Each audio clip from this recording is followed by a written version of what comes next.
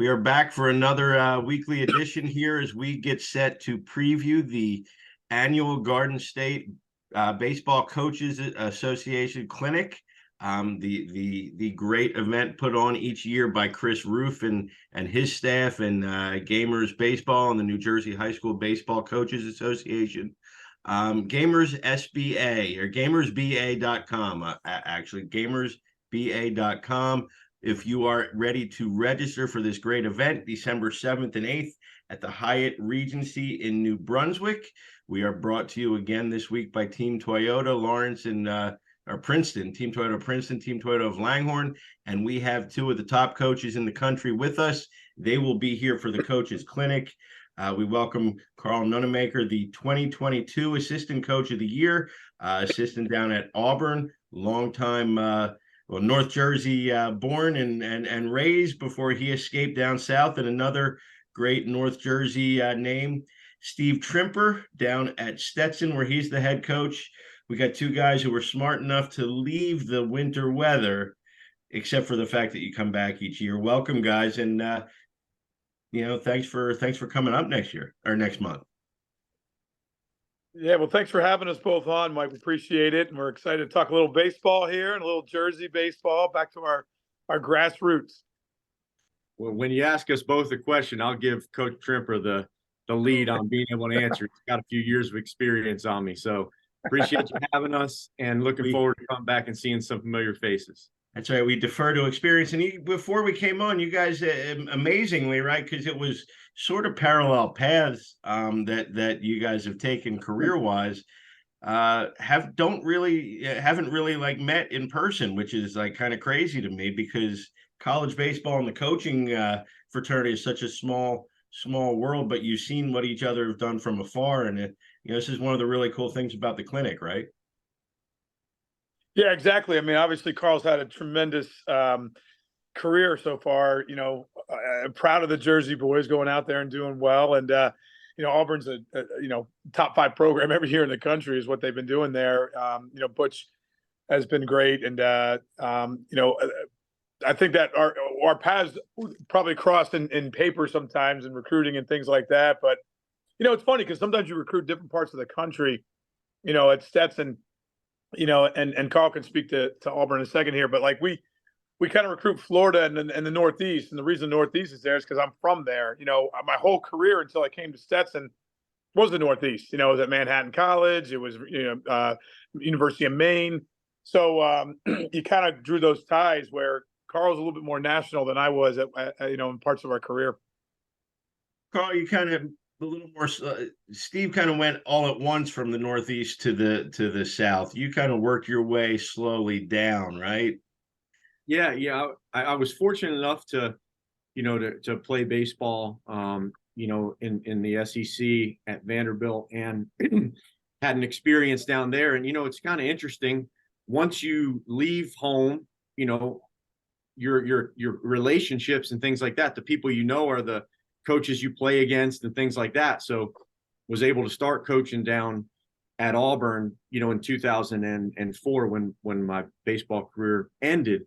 But that was kind of, through knowing somebody, right? The people I knew were in the area that I was. But you're right, slowly worked back home, coached a couple years at the Del Barton School in Morristown, New Jersey, and then also coached 2 years at Monmouth University. So that was great to go away and then come back and spend a few more years in New Jersey, seeing it from, as a coach. And you think everybody when when you're from New Jersey. It's like when you leave, you think, oh, someone's from New Jersey.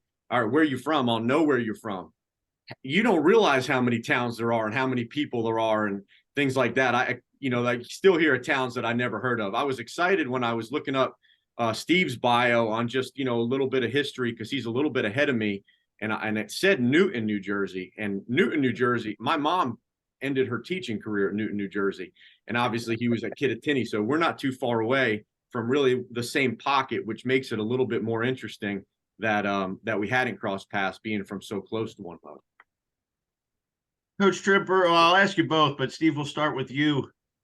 How has New Jersey and New Jersey baseball helped define you throughout your career, and what are the takeaways that you think, that having that kind of Jersey attitude, or whatever you want to call it, how has that had an impact on you? That's a great question. I think first and foremost, you know, the amount of athletes that come out of New Jersey has been tremendous. I mean, it's obviously a populated state. I think since I was playing, it's been a while since I played sports. Obviously in high school back in the late '80s, the state has grown immensely. I mean, you see a ton of talent that comes out of there, not just in baseball. I'm talking about all sports whatsoever. Very organized situations. Obviously, clinics like this, what they've done down in Diamond Nation to grow baseball, what they've done, with the gamers and some of the things to move on. But with that being said, I think that I'm proud to tell people I'm from New Jersey, and maybe that's that little chip on the shoulder. You almost said like that attitude. I almost said swag, and I think we got a little bit of that. Hey, we're kind of like the blue collar group that everybody overlooks. They might look at the New England area for some athletes, or they go down to what the South is, and sometimes they think Virginia or Delaware is the South. It's like that's not really the case. No. So yeah, and so I think that you get that little swag. I love recruiting the Jersey guys because I got this little connection to them, and they do bring a little bit of toughness. That doesn't mean that there's not tough kids in Maine or Canada or Florida. It's just that I get this little connection with them, and we kind of start talking about some of those hometowns that Karl's just mentioning and some of those connections. And I have yet, and this is my thing. I think I said this last year when I was on this. I'm right now. I'm like 9 New Jersey guys on my team, and I'm like outnumbered 9-1 because I'm from North Jersey, where it's a Taylor ham, egg, and cheese, and I get this pork roll, egg, and cheese story going all the time, and I just fight it like crazy. So just little connections. There's 9 guys on the team, and we're laughing in the outfield during stretch about this, and no one knows what we're talking about whatsoever. So just little stories like that. I really enjoy going up there and seeing all my old high school friends, and obviously colleagues I played against, and our coaching against, like Karl at this point, and just connecting and telling those stories. Karl, you've had the experience as a player, and like Steve did, but then also as a coach, a high school coach, and then in college at Monmouth. So how has all that kind of helped shape you and your experiences? Oh, my dad always said if you grow up poor, you could always live on not too much, and you don't need much. And I always joke around. I say, we grew up weather poor. And and when you grow up weather poor, the one thing that growing up playing baseball in New Jersey and then coaching, not only high school, but that college season starts really early. Having some history in the winter, being a baseball player, baseball coach, I tell you what, I never walk out on a field when it's a high of 55 degrees and you can wear a hooded sweatshirt, and I never ever take that for granted. Never feel like that's cold. To some people, 55 and sunny in February is cold. To me, that is a blessing to be able to be out on a baseball field, and the freeze thaw that happens in the northern parts of the country where, you just can't get on a dirt infield usually until the beginning or the middle of March because water gets on it and it turns into soup. Down here, I'll never, I never take for granted being able to be outside. That's the first thing. And then just the things that the people in colder weather places like New Jersey have to do to be the best baseball player they can be. Maybe it's take ground balls, in a parking lot, in February if you got a nice day. Nowadays, a lot of places are fortunate enough to have turf, but I think that there's some figure it out mentality to people that grow up or coach or play in less than ideal conditions, where you've got to find ways to get better. And sometimes just having that gene of how can I get better with what's given? How do we make the most out of not as much can help people to succeed. So I love coming back to see friends and family. My parents live in northern New Jersey. My sister lives in Brooklyn, still very close with, coaches that I played for in high school and things like that. I love coming back, but the biggest impact that growing up playing baseball in New Jersey had on me was I'm never cold in February. And once you go south, I think, Steve, you said last year, you're not coming back north if you, I think what Coach said about the appreciation, I remember us talking about last year, because as you mentioned, you're almost Team Jersey South as far as high-level baseball is concerned down in Florida.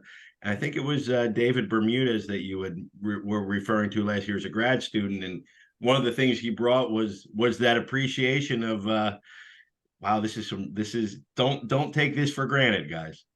Yeah, it's exactly what Karl says. My guys come down here, and the second we get a little rain or we get a thunderstorm and everybody's complaining about it, they're like, "Hey, you don't understand. Like, this is the best," And I think that's where I call about that little mental toughness part of things. We want to teach that and breed that amongst all of our student athletes, and I think that's part of coaching, is to grow them. But when you have one or two that have that trait or that value, it's easier to rub that off on the other ones. And so you kind of highlight that. And again, it's not just that part of, dealing with weather.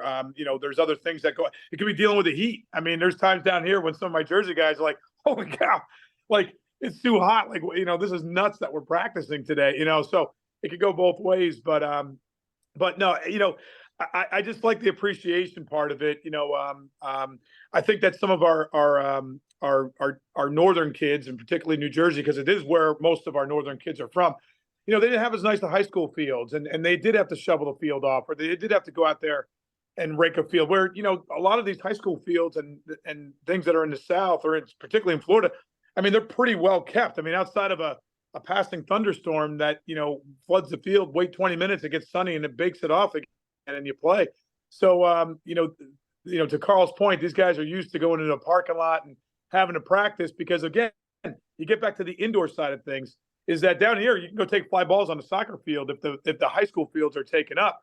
You can't do that in New Jersey. You got to share with softball and lacrosse and whoever else is track. So you sometimes get jammed into a batting cage inside a cellar in a high school. So I think that's where I speak to what Karl is about, how appreciating it. So, Karl, you're at a program where, in the SEC, obviously, where there's a healthy expectations every year of, not just getting to regionals, but winning them, hosting them, and beyond. As a kid from North Jersey, kind of growing up with that experience, what was, you've gone through now as a player and a coach, what was your first, wow, this is the SEC, experience? Because it really is professional baseball in a lot of ways, in the attendance and the crowd and the atmosphere. What was the first kind of experience for you in games where, wow, this is pretty big?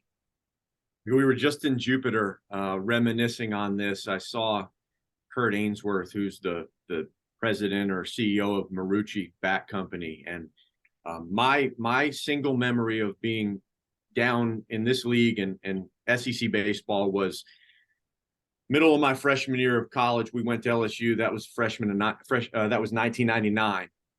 Obviously, my senior year of high school, less than a year earlier, you'd watch them play in Omaha, win some national championships. They'd won a bunch in the 90s. So you kind of knew, back then, the only baseball that was really on TV, right, was the College World Series. Now we're so fortunate that kids and people that love baseball can watch Thursday night SEC games or other leagues in their certain times, or the regionals and the super regionals and stuff like that. But I can remember leading off the game on Friday night at LSU. Kurt Ainsworth was on the mound, who ended up being a first-round draft pick, and got to 2 strikes really quick. And I just remember, the metal bleachers, everybody, clapping on the bleachers, and I couldn't feel my feet. And there was just so much buzz. There was so much electricity in the park. I remember trying to dig my cleats in the dirt, seeing if I could get some feeling in them. And I couldn't. And fortunately, he backed up a slider and I flipped it over to shortstop's head, and everything kind of got back to normal for a baseball game. But that memory will stick with me forever, and you just can't create it, right? And there's the passion and the amount of people, and the SEC has changed. College baseball has changed, right? Back then, a very big crowd was 6,500, 7,000 people. And now it feels like that's every week, in league. And now a big crowd's like 13, 14, 15,000 people, because it's changed. A lot of interest has changed, and the stadiums have gotten bigger and better. But I definitely knew I was not, it's like they're not in Kansas anymore. I definitely knew I was not not home anymore when all those people were rooting for me to strike out and I couldn't feel my feet. Now, Steve, you got to fight that in the recruiting cycle. It maybe not Auburn so much as, but look in state at Florida. Obviously in the SEC. Florida State, Miami. Stetson's always kind of been just under the radar, but it seems like whenever we talk here, last year it was not that he was Stetson, but Jeremy Pena. One of your guys at Maine, obviously making a name for himself. This year, it's amazing that DeGrom finally got his ring this year.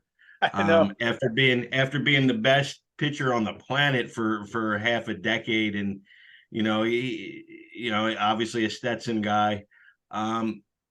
You feel like you're always fighting that battle, or do you just sort of recruit different guys? Yeah, really, I think that's things that I preach to our team is like, control what we can control. And, we can't control, if we got to compete against an opponent or another league, or it's that matter. The way I view Stetson, and now that I've been here going to my 8th season, it's really one of the few mid-major major baseball programs. Okay, so what I mean by that is that the university treats it like it's an SEC program. I'm very fortunate, staff-wise, the support from the president's office, from the athletic department's office, from the town of DeLand, even to the greater Orlando area. Like we draw people. We just renovated our stadium for $8 million, and it's beautiful. It's gorgeous. And like, that was like something that they wanted to invest in, with the city. So I think that for us, and by all means, there's probably 10 more of those programs. I think of Coastal Carolina, I think of Cal State Florida, East Carolina, some of those programs that might not have big time football that would consider into a Power 5. So those programs, you kind of you have your little niche of what you do, and we'll recruit against anybody. Obviously, we'll try to get somebody here, and we kind of sell what this place is all about. I think my odds are a little different. That's the thing, is like when you're selling, you go talk to any person in sales, it's like if they can get 10% success rates, they're doing really well, and right. I think for us, we're probably, if we're at 3%, 5%, so I might have to recruit 100 kids to get 5, where maybe that SC program can go after those 20 kids to get 5 or 10 kids, and Karl can speak to that. But so I think we kind of we have to kind of like fill up our buckets of possible candidates. If we have 7 hours of Zoom left, we could talk about the portal and the NIL and all the things we're dealing with. Obviously, in a nutshell, that's for us, it's been pretty good. I mean, we've been able to go and get some players that we recruited out of high school that gave us that, hey, coach, we would have loved to play for you. It's a great school. What a great opportunity. But I felt that program X, because it was a little bit bigger atmosphere, was what I wanted to try.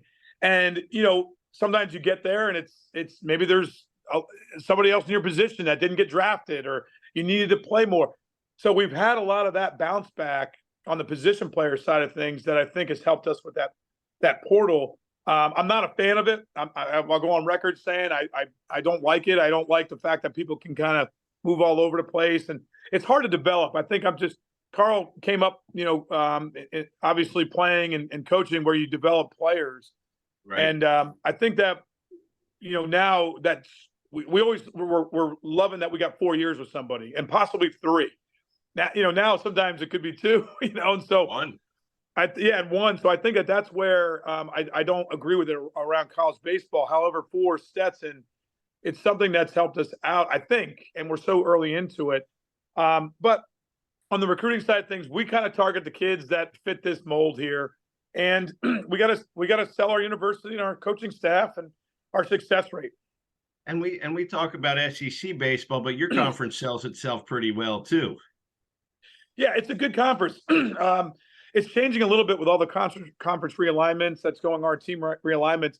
But the thing about us is that our non-conference is really where you make your money. I mean, when Right. you got to match up against, the Floridas, the Florida States, the Miamis. I mean, this year Georgia, that's our midweek games.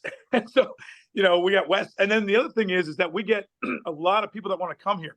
So talk about the polar opposite. I'm at Maine. I couldn't get a home game for 12 years. No one wants to drive to Orono, Maine. Right. I could give the coach a free trip to Bar Harbor for him and his wife in the summertime, and I wouldn't Not get a anybody shot. to come. That's right. Now, the phone doesn't stop ringing because, the first 2 weeks in February, if you can hit Florida, or Central Florida or South, it's not going to rain and it's going to be, sunny and 70 at game time. So I think that we get a lot of teams. So we have West Virginia coming down this year to open up. Next year, we got Indiana coming in. So I think that, that combined with our conference and It's a great the schedule. RPI, we have to really watch the RPI in our conference. We have to try to schedule right.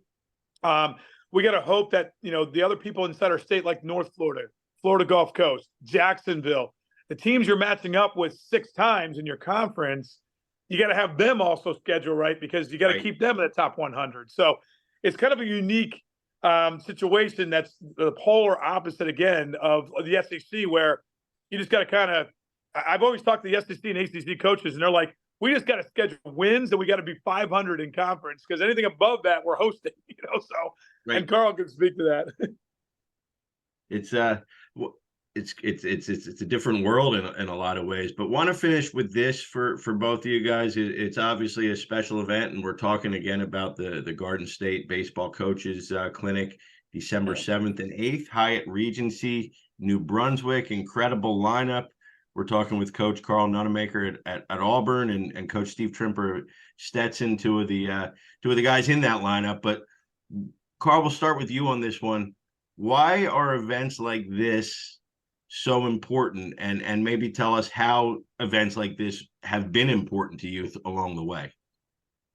Well, I can remember being a young coach in some of the events, whether it was the national convention or whether it was, Jack Hawkins's clinic back in the day, of when I was at Monmouth, going and listening to, I remember listening to Augie Garrido after he won a national championship, or I remember listening to another guy I really look up to, a New Jersey guy, Kevin McMullen in South Jersey, or, John Cohen and Butch Thompson when they came to South Jersey, and being able to be a coach at Monmouth, drive down and see it. So being able just to hear a little bit of what people think, and give you something that maybe you can take back, maybe just see friends. For me, it's selfish, right? I get a phone call. I'm going to do everything in my power to not say no if somebody invites me to come speak anywhere. Just so happens I usually get invited to go speak a little bit closer to home. And, Chris Roof called and said, hey, would you come to speak? I'd love to come to speak. I'd love to see familiar faces. I'd love to see my parents. I come in a day early and love to meet, new people around the game. So it's something I don't take lightly, being invited to spend some time up there. It's a no-brainer for me. And, I think it's a positive for anybody who goes and, as college coaches, we have the opportunity where we can, we work for different people or with different coaches or with different staffs. And I even think even more so, a lot of the high school travel coaches don't always have that opportunity, right? Because they stay at one place a long time. And I can see how important it is for college coaches, like it was for me, to listen to some people and be around. But I think as a high school coach, it's sometimes even more beneficial because their staffs are so consistent over such a long period of time, try to get some fresh ideas and stuff like that. So I can't wait to come back up and see friends and people that have impacted me. Coach, you've been one of the popular speakers both the first 2 years of this. Why are these events, and why is this one in particular so important to you? Yeah, I mean, honestly, to just copy what Karl said, this is a complete selfish move. I never turn these down because I'm going to get there and I'm going to talk about baseball. Okay. Something I love to do, but I'm going to listen to Karl speak about hitting. That's the no. I mean, I'm getting a free clinic out of this myself. And the other thing is I get to connect to people. The only reason I've been successful, it's not because I know how to teach better than somebody else. It's not because I know baseball better.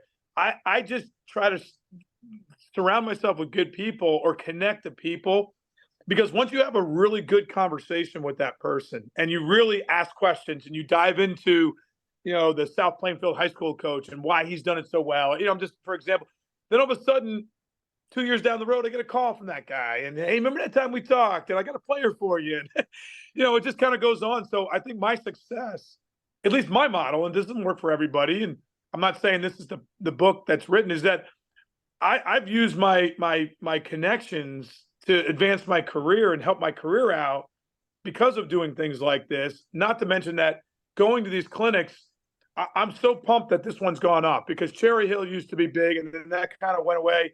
Then it's been Mohegan Sun up in Connecticut that I've done like 20 years in a row. I go back every single year, not to speak, but more to just meet the people. Obviously we have the national convention that we all go to and see people, but this is such a good event to hear some quality speakers. I'm looking forward to hearing Billy speak. I know Mike Gambino, I know Barry Davis, those guys, we've done a lot of clinics together, but between Billy and Karl, like these are two new ones for me that I can connect to and learn something from. But the amount of knowledge that it's on this docket as far as speakers for our high school coaches and youth coaches that are going to attend, this is good stuff. Like, we're not coming in here and telling stories. We're going to come in here and tell you, this is the drills we do. This is how we try to develop players. This is what's worked for us in this topic I'm talking about. Hopefully you can take 5 or 6 of these things back and be like, that works, that doesn't. How did you do that? And I really enjoy the aftermath, where I get calls and emails and hey, we tried this, it worked. Hey, can you give me some pointers on that? And that's where that connection part goes. That's the value to me, selfishly, is I get to connect with all these people. Guys, thank you. We're out of time today, but certainly appreciate you taking a half hour to talk with us. Look forward to seeing you both in person at New Brunswick at the Coaches Clinic, December 7th and 8th. GamersBA.com. Get yourself registered now. Make sure you get out there. And again, Karl Nonemaker, Steve Trimper, thank you so much, and look forward to catching you in a couple of weeks. Thanks, for having us on.